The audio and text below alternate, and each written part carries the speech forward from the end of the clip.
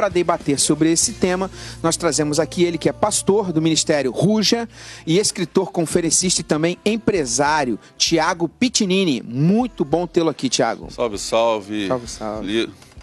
Bom, nós estamos aí para falar desse livro assunto, aqui, né? Salomão chegou primeiro que Cabral. Teria o ouro de Ofir vindo do Brasil? E agora? E agora? Meu amigo, um livro que traz uma mensagem muito bonita para a igreja brasileira, pro brasileiro, numa época muito pertinente, né, que a gente usa esse enredo nessa história, munida de bastante informação histórica e arqueológica. A gente traz uma palavra de cura para a igreja brasileira, uma cura na identidade. Legal. Uma honra tê-lo aqui, Tiago, para mais essa conversa, esse debate. Obrigado.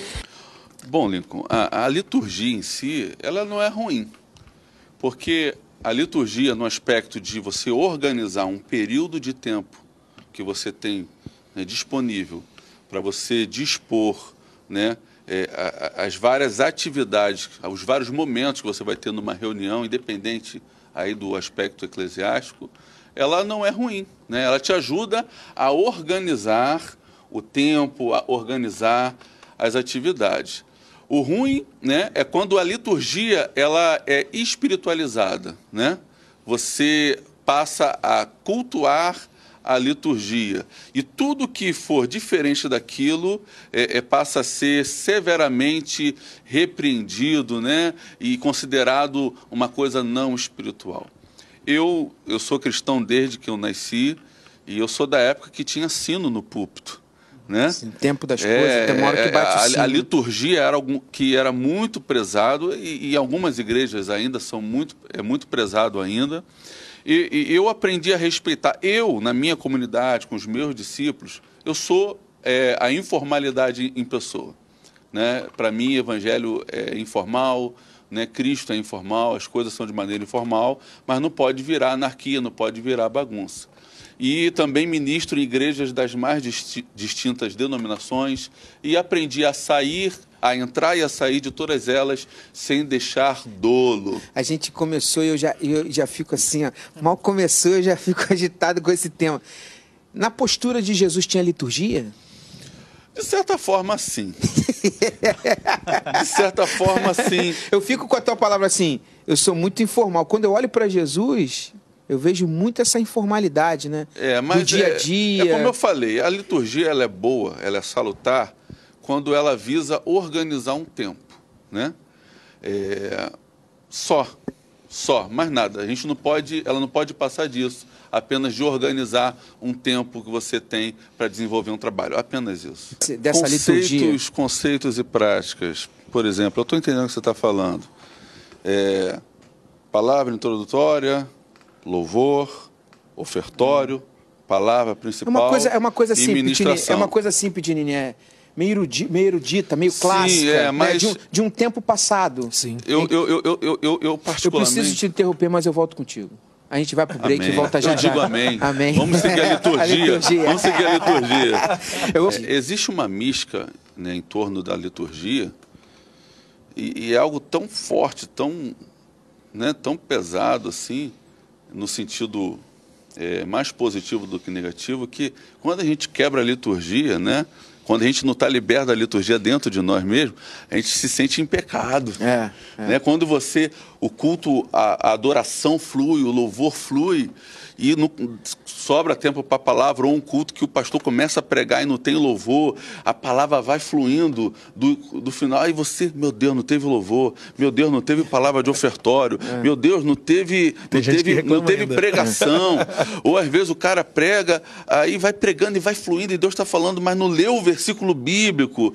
Então, eu acho que esse tipo de coisa não é legal, né? A gente tem que entender que existem princípios que não podem ser quebrados, mas muitas das vezes a liturgia ela vira um algoz, né?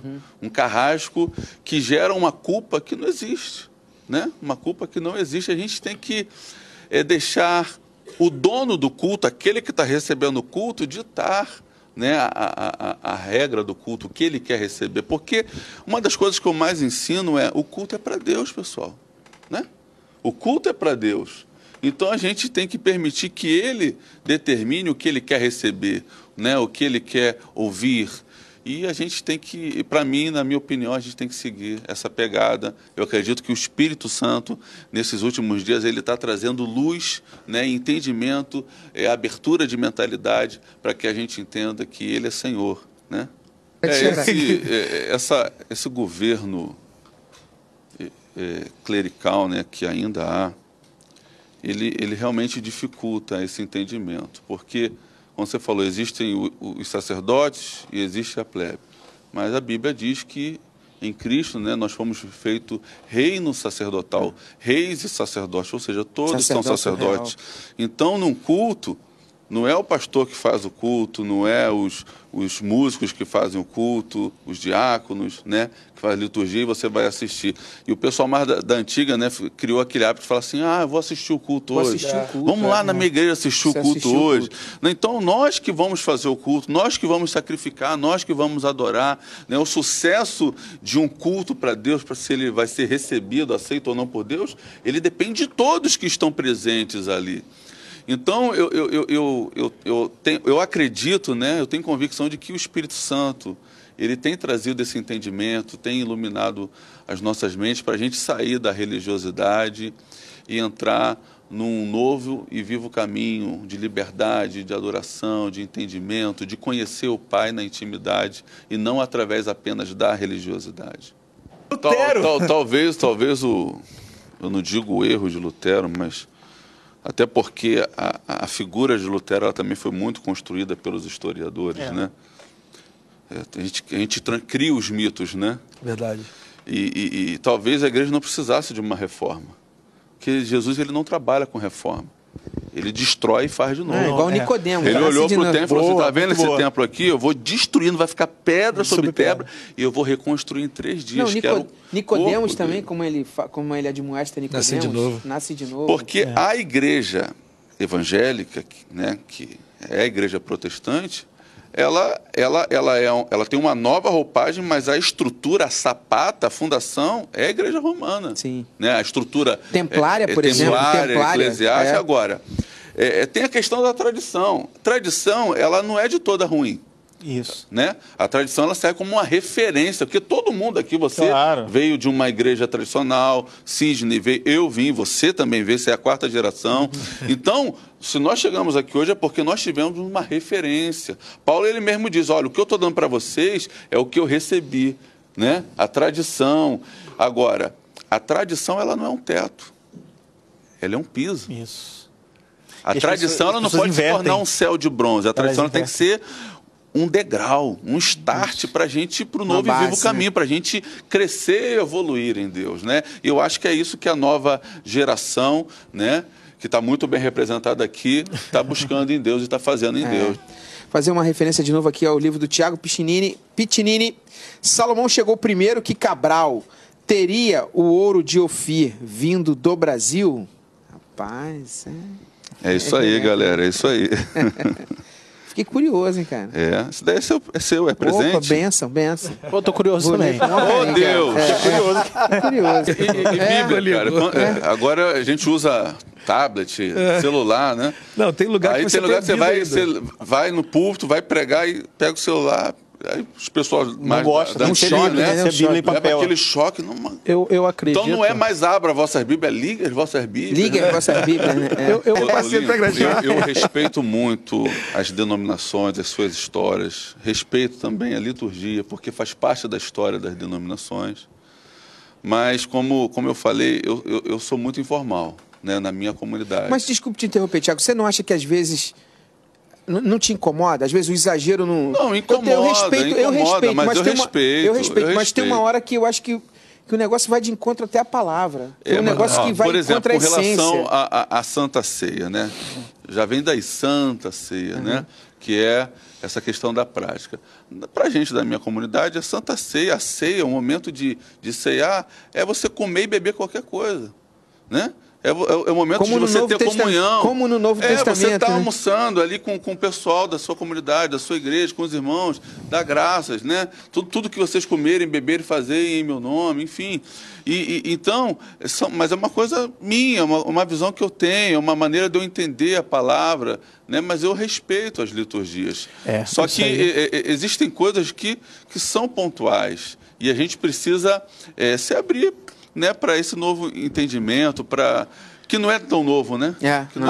Mas é isso que eu acho extraordinário em Deus, cara. É essa multiforme graça, é essa diversidade, essa pluralidade. Deus, ele não se move muito por padrões, né? Você vê, quando a gente olha para a criação, né? A Bíblia diz que a criação manifesta a glória de Deus, a gente vê a diversidade da própria criação, né? E isso glorifica a Deus, essa diversidade não da fé, não dos princípios, porque princípios são imutáveis, mas das manifestações, das formas de se adorar a Deus, né? de cultuar, de fazer suas liturgias. Eu acho que essa diversidade, Deus, ele curte esse tipo de coisa. Ele curte, ele curte. Vontade. Uma outra prática também que causa um desconforto em mim é a questão do calendário anual, né? Dos eventos que tem data certa para acontecer. Por exemplo? Congresso de Missões, Congresso das Mulheres, Congresso disso, Congresso daquilo.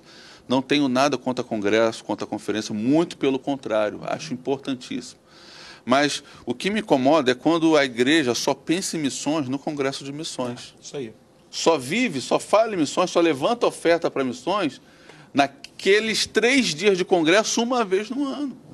Então, nesse ponto, a liturgia ela é extremamente maléfica, porque ela cria um mau costume nas pessoas. Engessa, né? E uma igreja que tem esse tipo de mentalidade, eles acham que eles são missionários, que eles vivem missões, porque 3 dias no ano eles falam de missões, levantam uma oferta para missões.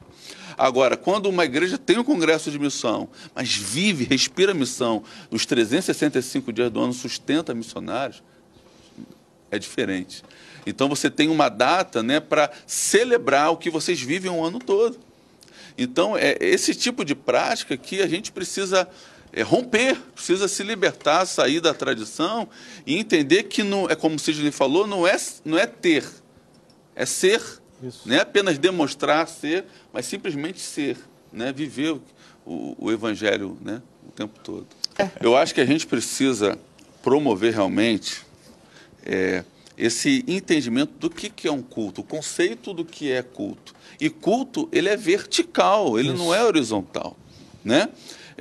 Até mesmo as músicas que a gente canta no período do louvor, na maioria das igrejas, aí eu também estou generalizando, né? São músicas que são para as pessoas, são músicas almáticas. Né? Você é uma música que você chora, né? Que você fala dos seus problemas, enquanto que um culto, a música é para Deus, a adoração é para Deus, são músicas que você tem que falar e expressar quem Deus é. E agora, existem músicas que são edificantes para você ouvir no teu rádio em casa, né? Para você ouvir na sua hora casa, do culto. você se edificar, você se quebrantar. Agora, no momento do culto, a música tem que ser vertical, né? Para Deus. Então, são coisas que vale a pena a gente debater e promover. Implementar. Mas também Espírito Santo. Hoje a gente tem um privilégio que há 20, 30 anos atrás a gente não tinha. Né? Se você discordasse da liturgia da sua igreja... Estava em pecado, ia para o inferno. Não, as pessoas mais combativas, né? Elas questionavam o pastor e o pastor dava a entender que ela estava em pecado e a pessoa não tinha opção. A opção dela era ir para o mundo, era se desviar. Hoje em dia, essa diversidade, ela está tão manifesta no nosso meio, na cristandade da pós-modernidade, que você não concorda com a liturgia do seu pastor, não precisa reclamar, não precisa entrar em choque com ele. Pastor, peço a sua bênção, eu vou para um lugar que se adequa mais ao meu modo de entender Deus, de assimilar Deus. E show de bola, glória a Deus por isso. Né? Eu acho que isso é positivo.